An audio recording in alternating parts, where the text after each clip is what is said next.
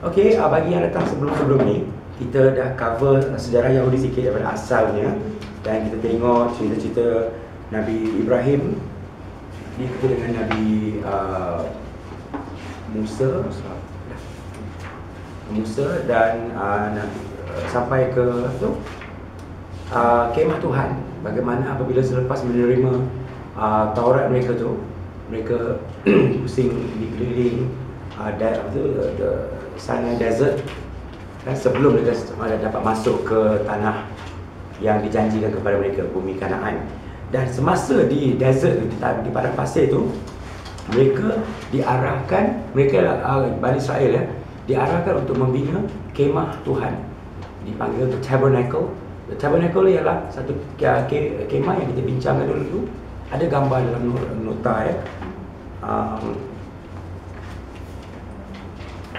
tabernacle, okey, yang mereka dirikan untuk mereka semayang apabila mereka berhenti. Okey, dan kita belajar pasal kemah ini sebab kemah ini ada unsur-unsur yang masih kekal hingga ke hari ini, bukan sahaja dalam agama Yahudi tapi juga dalam agama Kristian. Okey, kalau kita tengok dalam church ada unsur-unsur kemah ini. Okey, kemah ini dibagi kepada dua bahagian, tempat yang paling suci dan tempat yang suci, dan ada ark. Siapa yang tengok itu Indiana Jones and the Raiders of the Lost Ark, tu yang tu. That is actually the object yang ada dekat dalam ni. Dan dalam tu letakkan Torah dan lain-lain. Alright, so apabila mereka dah bina Haikal Sulaiman, konsepnya masih lagi sama, di mana ada bahagian suci dekat depan temple tu, dan ada bahagian tu untuk orang semayang, dan ark disimpan dekat situ. Dalam tahun 70 selepas Masehi, temple tu dihancurkan oleh tentera Rom. Hancur habis, tinggal yang tu sekarang, apa nama tu, dinding barat tu kan, itu yang tinggal. Dan ark dan segala benda suci dalam tu hilang, dah tak ada.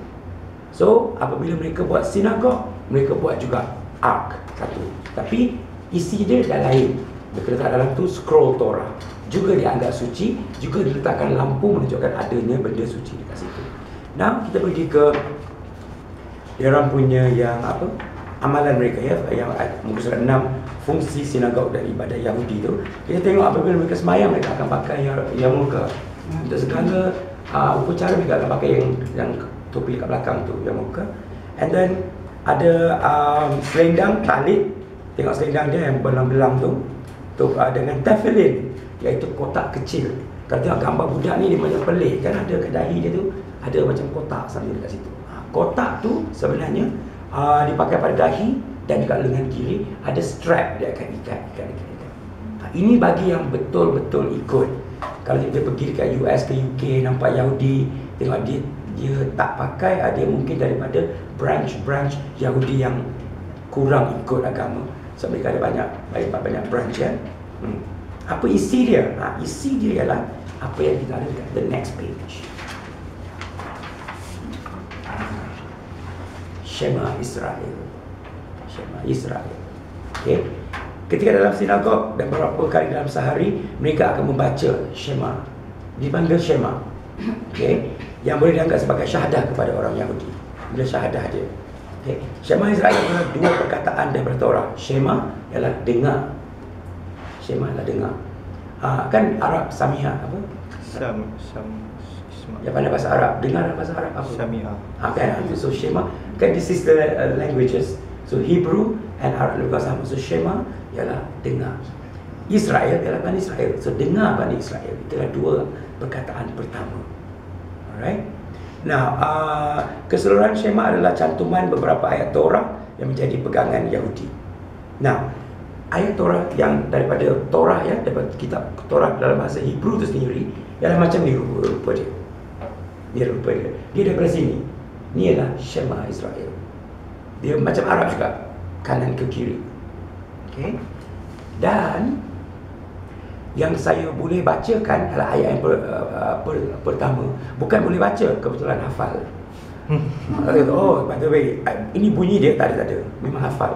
It's Shema Israel, Adonai Elohim, Adonai Echad.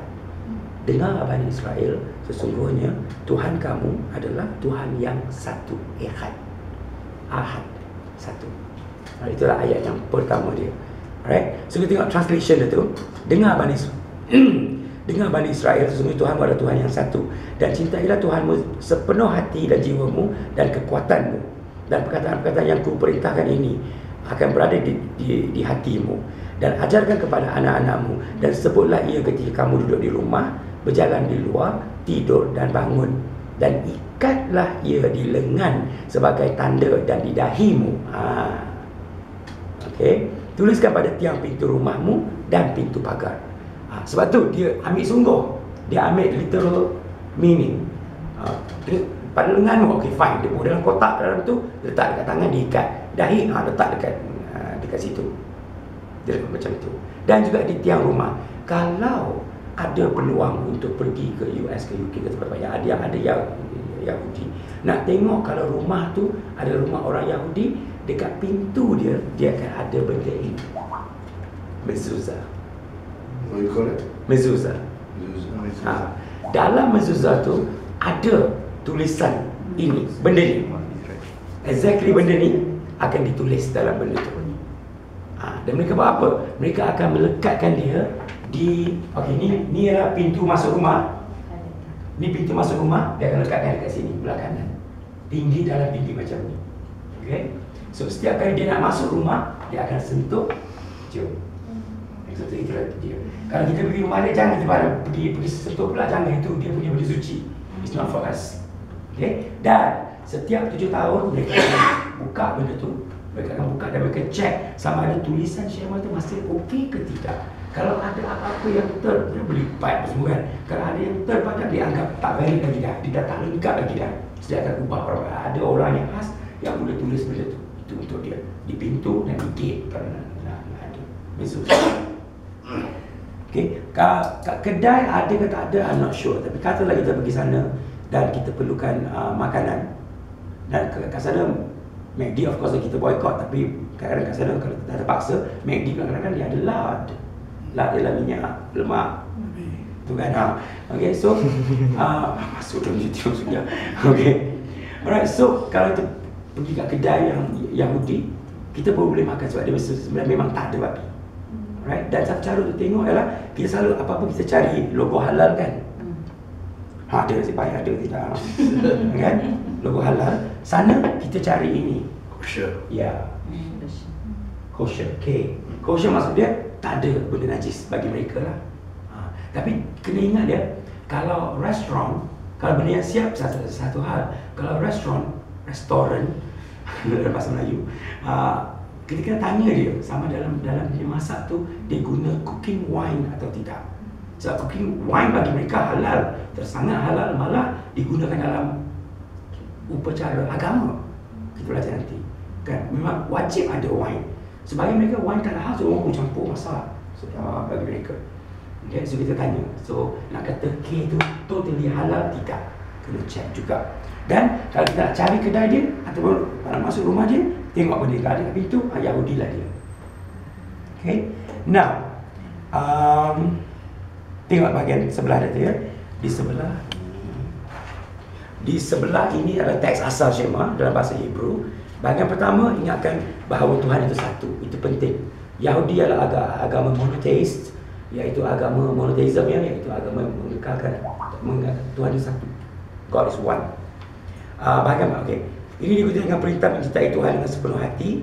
Arahan juga diberi supaya benda ini diajar dan diamalkan. Amalkan itu macam mana? Kalau kata Tuhan satu, amalkanlah. Sembah Tuhan yang satu. Pergi sinagog. Cintai Tuhan, maksudnya buat apa yang Tuhan suruh dan jangan buat apa yang Tuhan larang. So it's embedded there. Itu maksud dia, love your God with all your heart and all your soul. Itu maksud dia. Okay? Dan pemakaian di lengan ini dibuat dengan pakai tefillin dan juga di mezuzah, bekas kecil yang berisi kertas yang mengandungi ayat yang terpampang di atas. 7 tahun. Alright, dah saya cover yang tidak. Alright, next chapter. Kitab-kitab Yahudi. Okay. Ini bukan kitab Yahudi, ini adalah the Christian Bible. Tapi sebahagian daripada kita akan belajar nanti dianggap sebagai Torah mereka, the Old Testament. Alright, kita akan look at later ya. Kitab agama Yahudi bukan ini ya, dia dipanggil Tanakh. Tanakh iaitu akronim 3 bahagian iaitu Ta, Na dan Kha. Ta tu represent Torah. Na Nabi ni ialah nabi-nabi. Dia kalau ujung dia M tu dia ialah plural. So Nabi ialah kitab-kitab nabi-nabi dan Ketubim ialah kitab-kitab lain. So cantuman di Torah 5, Nabi berbanyak dan Ketubim berbanyak, campur jadi Tanakh. 30 lebih kurang 39 buah buku. 39 buah buku, bukan satu buku ke? Seperti yang saya bincangkan a few weeks ago, ini bukan satu buku. Remember that, right? Bagi yang baru ya, ini bukan satu buku. Ini adalah himpunan. Kalau ini adalah Katolik punya, so himpunan 66 campur dalam 10 ke 12 extra books jadi satu collection. Okay, saya bercakap dulu. Bible adalah perkataan Latin biblos yang bermaksud library. So it's a library of books. Okay, kalau kita ambil the first one. Okay, ini ialah satu buku. Sekarang bentuk macam ni. Long time ago dalam bentuk satu scroll. So ini adalah Genesis. Lepas tu dia ada Exodus. Lepas tu dia ada Leviticus. Satu-satu buku. All books collected into one. Alright. So Kristian pula menggelarnya sebagai nama Old Testament, Perjanjian Lama. So kalau kita jumpa orang Yahudi, kita bicara dengan dia, kita jangan panggil benda ni Old Testament.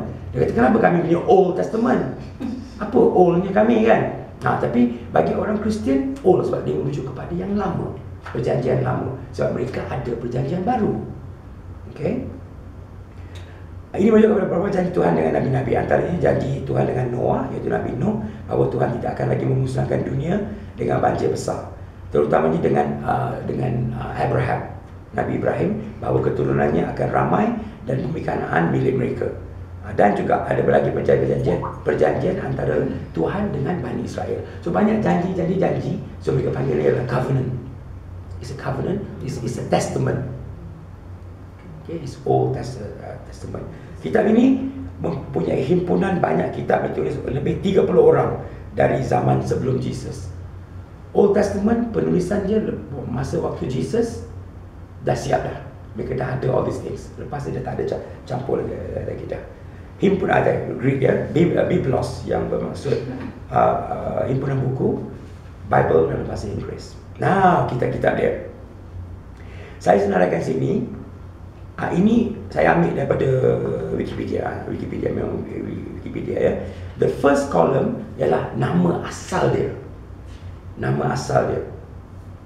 Tanakh, Jewish Bible, 24 books. Books in the bowl are part of the Ketuvim. Kita tengok yang mana Ketuvim, yang mana tu nanti ya. Yang kedua tu ialah yang normal dipakai oleh hampir semua orang. Protestan punya 39 books. Ada yang tambahan yang tak ada dalam kitab Jewish yang asal, bahagian Old Testament. Catholic dia ada tambah lagi banyak. Ada buku yang ada dalam Catholic yang Protestan tak ada terima. So dia bertambah dekat sini. Eastern Orthodox lagi banyak, dia tambah campur lagi. Dia bagi original language tu apa. Usually Old Testament hampir semua Hebrew ya. Alright, kita tengok Pentateuch. Penta ialah 5. Tengok yang bintang yang rocks gunakan, pentagram, 5 benda ya. Pentateuch ialah 5 books of Moses. Mereka menggelarkan 5 buku pertama ini sebagai Pentateuch. Samuel, Judges, exactly sebelum Judges, Joshua, ya. Ini, this is the first 5 books of Moses. Okay, first 5 books of Moses. Kononnya ditulis oleh Nabi Musa sendiri. Itu pegangan mereka dulu. Mereka kata ditulis oleh Nabi Musa. Dapat dekat mana? Dekat Sinai. Selain daripada 10 hukum, the 10 Commandments, diberi semua ni terima bulat-bulat, tak faham apa-apa, so mereka kata macam tu. Kaji punya kaji, dekat ujung-ujung ni ada diceritakan dan Nabi Musa pun meninggal dunia, Moses meninggal dunia dan ditanam di sekali-sekali tempat. Siapa yang tulis tu? So mereka kata effort bukan ditulis, mungkin ada yang ditulis, ada yang ditulis oleh scribe, tambah-tambah apa semua, so macam tu. Apa 5 buku yang pertama?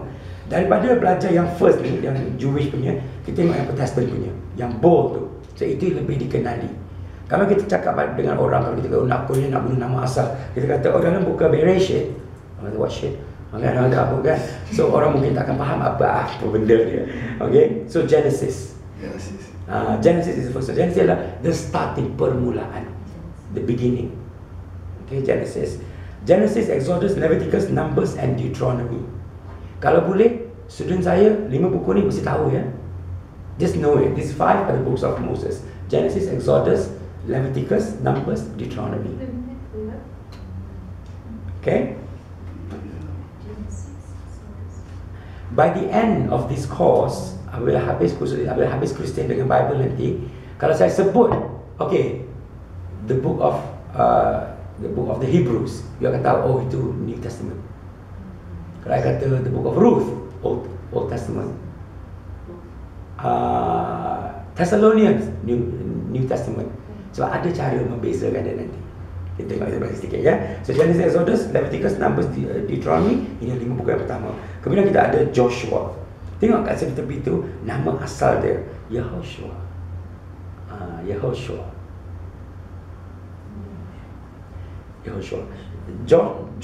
Joshua ini ialah basically Yehoshua adalah nama yang juga dimiliki oleh Nabi Isa. Nabi Isa dengan Joshua ini mempunyai nama yang sama asalnya. Tapi sebab kitab bahagian ini ditulis oleh dalam bahagian Hebrew, dia eja sebagai Yehoshua. Dan orang yang mentranslate, dia tengok Yehoshua, dia tulis Joshua. Apabila Yehoshua, Nabi Yehoshua ataupun Yeshua, lebih kurang Yeshua, ditulis dalam New Testament dalam bahasa Greek. Apabila ditranslate daripada Greek, dia tulis Jesus. So orang yang mencari tulis Jesus. Itu yang sebenarnya terbeza sebab bahasa asal kitab, bukan nama dia. Nama dia sama, Yehoshua ataupun Yeshua, sama. Okay, Yeshua. And then kita ada Judges, sebelum ada Raja. Ruth ni cerita yang asing. Kita akan tengok ni ya. Just one through. Samuel 1, Samuel 2, Kings 1, King 2. See, dia Samuel 1, Samuel 2 ni Protestant bahagikan. Asalnya satu saja. Sebab tu buku dia kurang. Dia anggap satu buku. So Samuel, Melakim, raja-raja, Malak. Dalam bahasa Arab Malak kan raja. So the king, Melakim. King, saya kata M tu dia mempluralkan. So raja-raja, Melakim.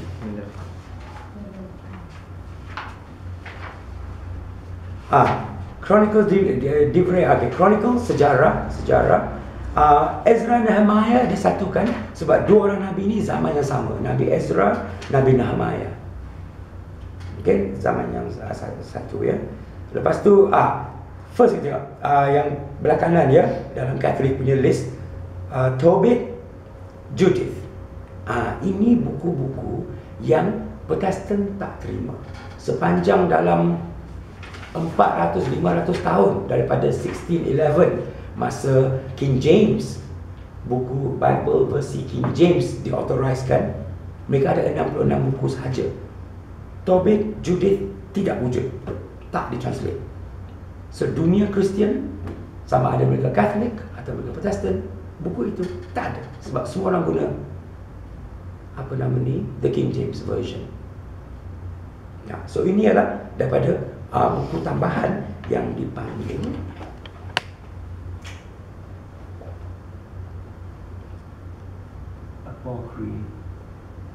Apocrypha. Krypha ini kata bahasa Inggeris, kalau dalam bahasa Inggeris itu cryptic, yang tersembunyi.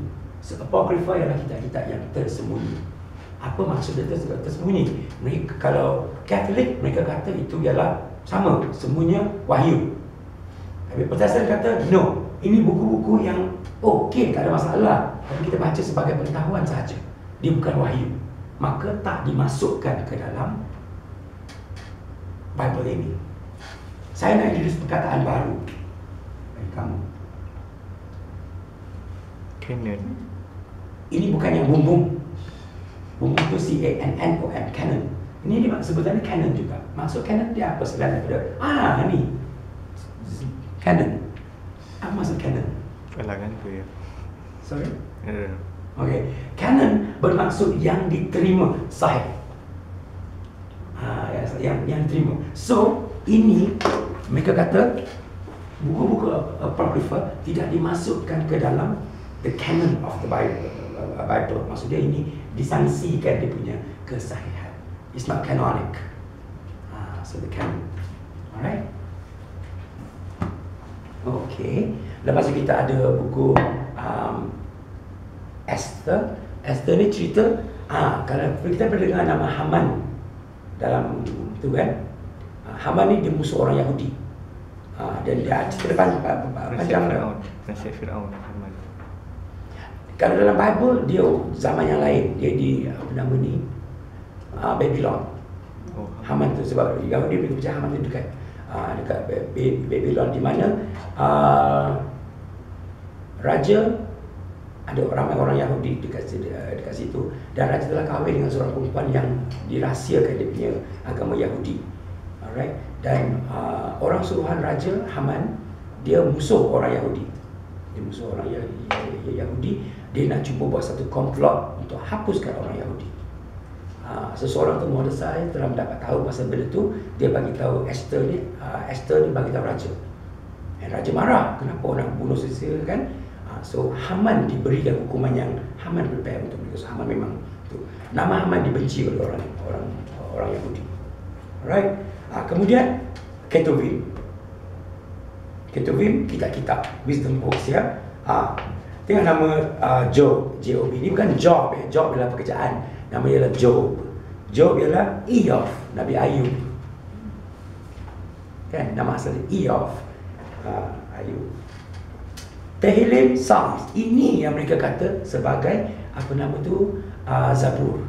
Sebab ada doa-doa Nabi Daud kat situ.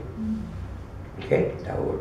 Lepas tu Proverbs, kata-kata mengajar. Okay. Ecclesiastes, Song of Solomon. Agak lucah ketiga kitab ni. Okay. Agak lucah sebab dia kononnya kisah percintaan, direct percintaan dengan segala vivid language kat dekat situ. Kita kata itu di antara Tuhan dengan manusia. Suka hatilah kan. Okay. Lepas tu ni wisdom, sirah, semuanya apocrypha. Lepas tu Nabi kita ada Isaiah, Yeshayahu. Isaiah ni amat penting sebab banyak ramalan-ramalan dia yang orang Kristian guna untuk mengatakan bahawa dalam Old Testament dah ada ramalan Jesus akan datang sebagai penyelamat, sebagai Messiah bagi mereka. Yang peliknya dalam kitab Yahudi, Nabi Isaiah yang mengatakan akan datang, masa datang Jesus, orang Yahudi tak terima. Dia kata bukan yang ni, lain. Sebab mereka ada kriteria lain. Sebab tu Jesus tak diterima. Okay. And then we have got Jeremiah, Lamentations, Ezekiel. Ezekiel ni agak interesting dan amat interesting bahasanya. Masa ada kitab ni baca sendiri. I takkan, because this is on YouTube. Okay. Daniel.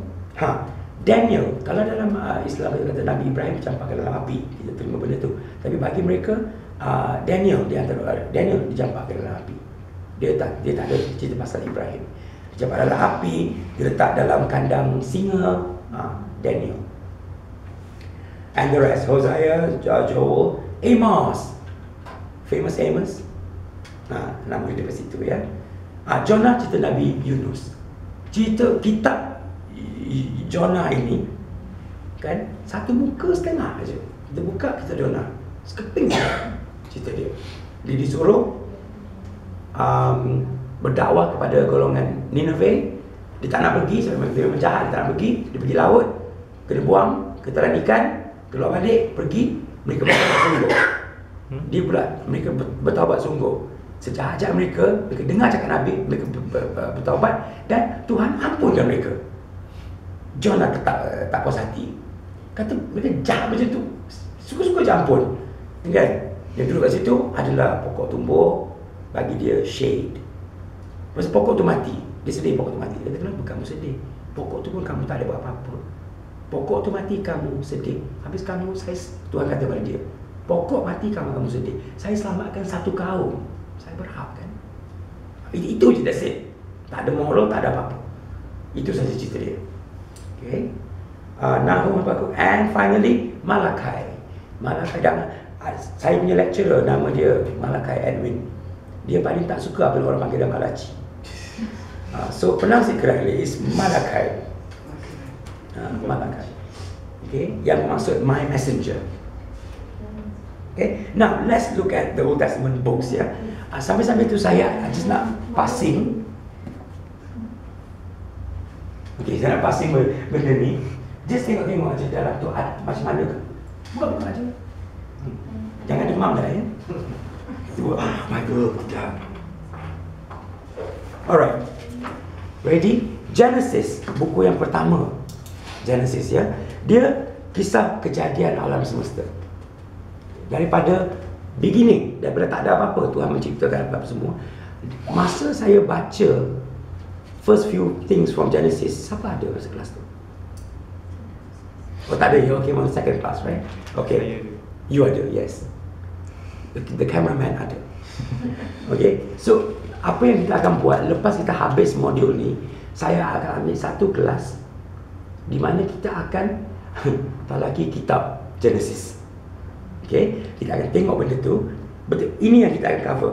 Kisah kejadian alam, Adam and Eve, Nabi Adam dan Hawa, Noah dan banjir, Abraham, Lot, Isaac, Joseph, dan berakhir dengan pengumpulan semula keluarga Joseph dengan keluarga Jacob dengan Joseph di Mesir. So itu adalah pengakhiran Genesis.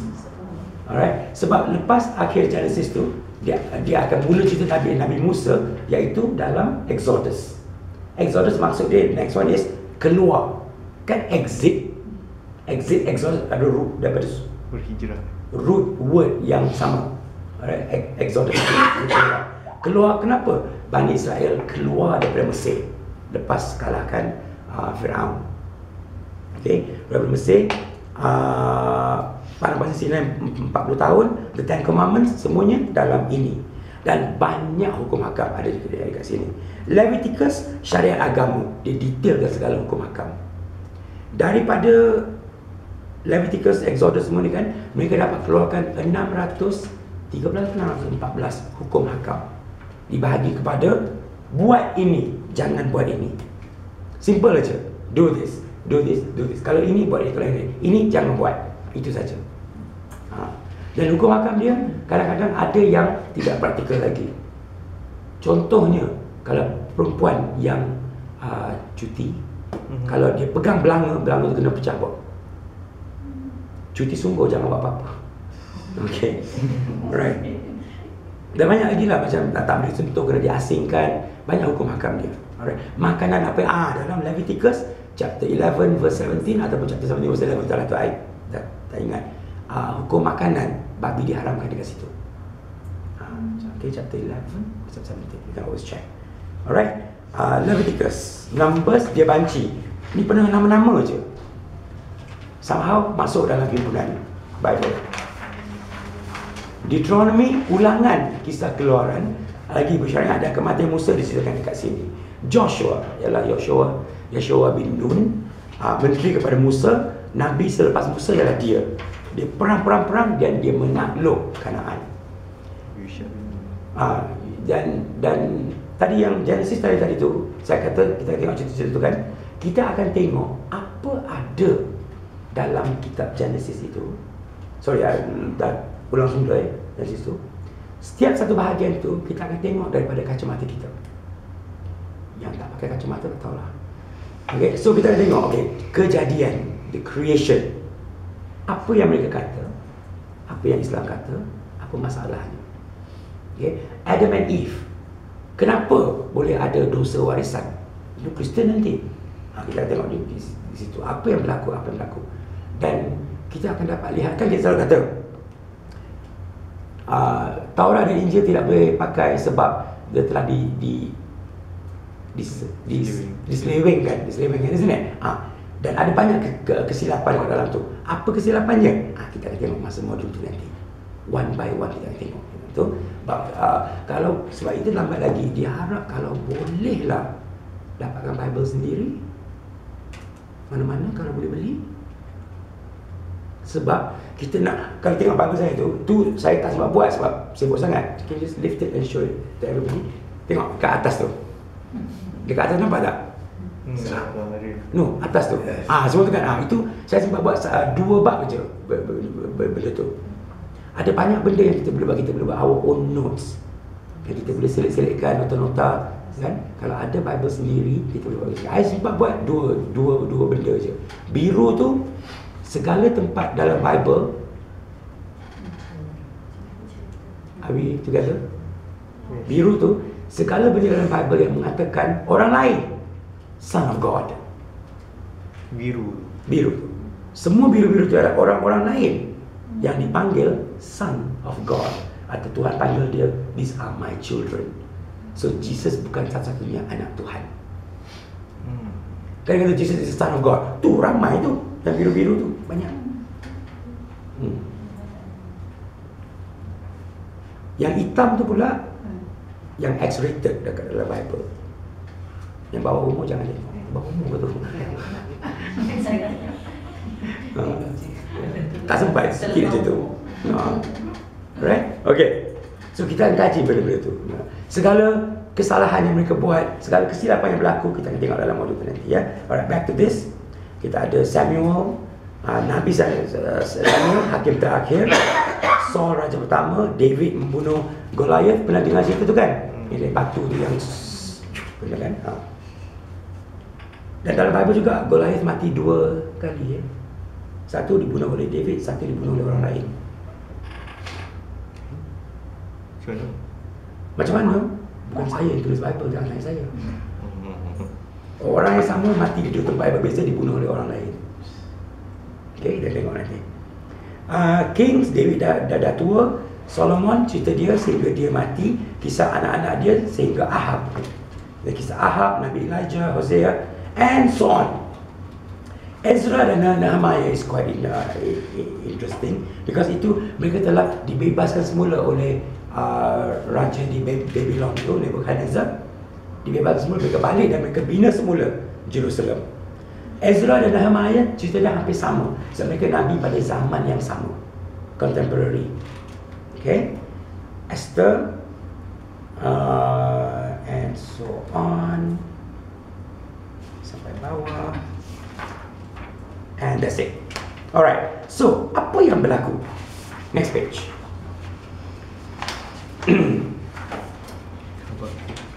Tengok muka saya ya. Di zaman Musa sehingga berabad-abad lama-lamanya, Torah dalam bentuk lisan. Torah dalam bentuk lisan. Mereka hafal Torah tu. Okay? Sebab Torah ada yang tahu banyak ni, ada yang tahu banyak tu, ada yang tahu hukum akal ini. So semua orang-orang ini dia akan hafal dia punya bahagian untuk disampaikan. Soalan, kita ada orang-orang yang menghafal Quran. Kalau dia lama hafal Quran, lepas tu disebabkan benda-benda tertentu, mungkin tak dia lupa. Mungkin kan ada yang lupa. Saya ada kawan, dia asal budak tahfiz. Saya tidak akan sebutkan nama. Okay.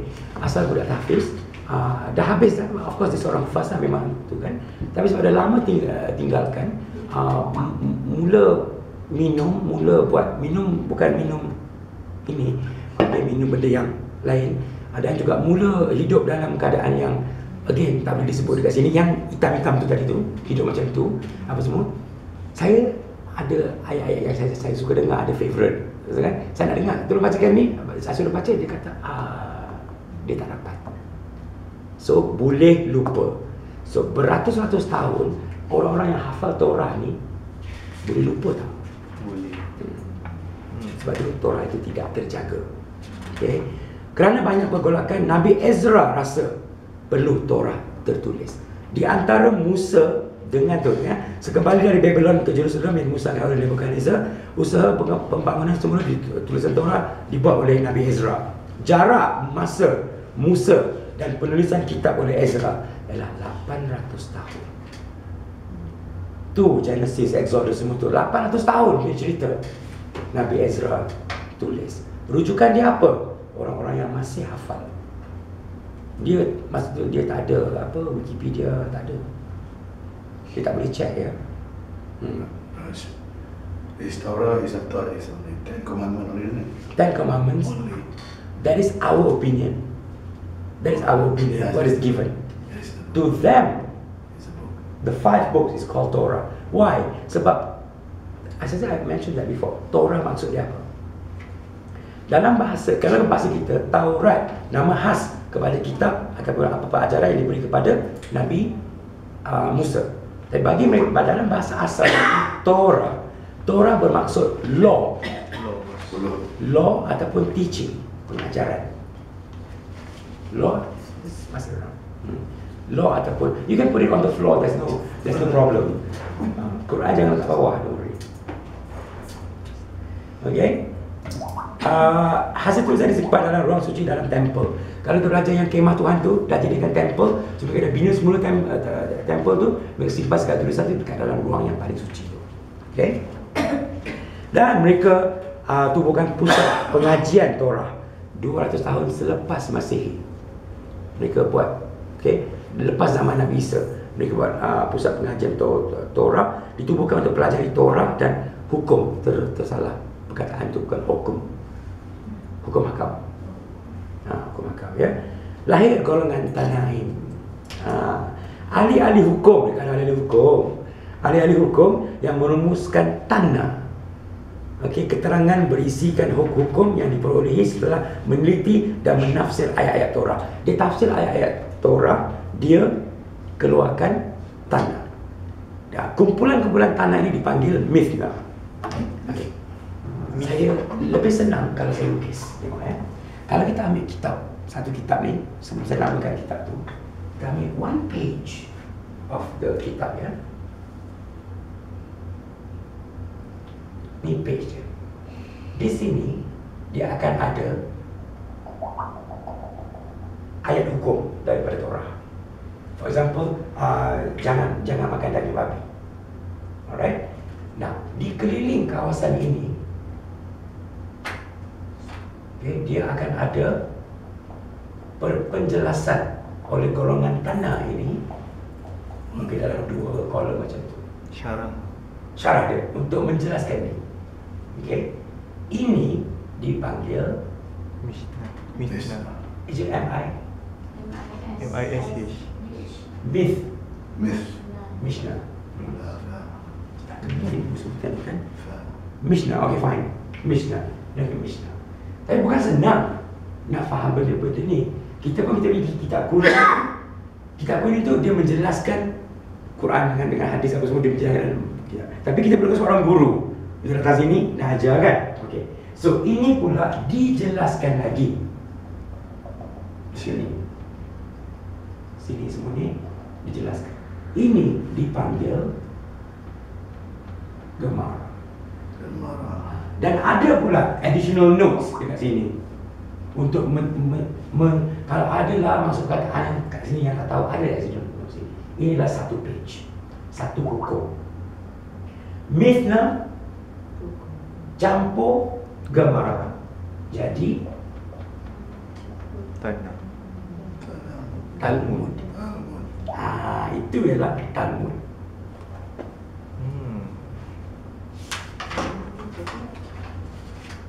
Kalau kita tengok bahagian sini dulu ya. Kumpulan tanah dipanggil Mishnah, bahagian Mishnah ya. Mishnah terdiri daripada 4,000 tanah. Ada 4,000 penjelasan hukum hakam asal dia. Ditubuhkan mana lagi? Ada 6 bahagian. Zirain, hukum bertani, hasil zakat. Bahagian ni semua dia akan cover itu. Mawad, al-agamaan. Nashim, nisa, yang punya nashim, hukum wanita, kekeluargaan, hak kewajipan dekat situ. Nazikim, kata susila, kata-kata hikmat. Kodashim, hukum benda-benda suci yang terlarang. Taharat, bunyi macam Taharah. taharat, hukum bersuci. Apa dia? Taharat, ya. Taharat bahasa Arab. Ni ialah taharat, bersuci. So guys tu. Jadi ini macam hukum-hukum asal kan. Kalaulah orang tak faham, dia ada gemara untuk membincangkan. Setiap tanda dalam Mishnah diberi ulasan dan penafsiran panjang lebar oleh golongan Amuraim, iaitu penafsir hukum. Setiap tanda daripada dua sudut dia boleh tengok, sama ada daripada halakah atau hagadah. Halakah kalau dari segi hukum dengan dalil daripada Torah. Dia ambil, dia akan ada dalil daripada Torah dia untuk menjelaskan something. Okey, dia kata tidak boleh membunuh sebab Torah kata ni macam itu. Dia ambil lagi daripada Torah. Hagadah dari segi sosial, moral, cerita rakyat, kiasan, doa, pujaan, peribahasa dan sejarah. Mereka akan ambil untuk defend benda tu. Campur benda tu ialah gemara. Dia jadi gemara. Explanation, semua explanation dia. Gemara ialah menyempurnakan. Alright, so Mishnah campur gemara dikatakan sebagai Talmud. Lebih penting daripada Torah sekarang ini.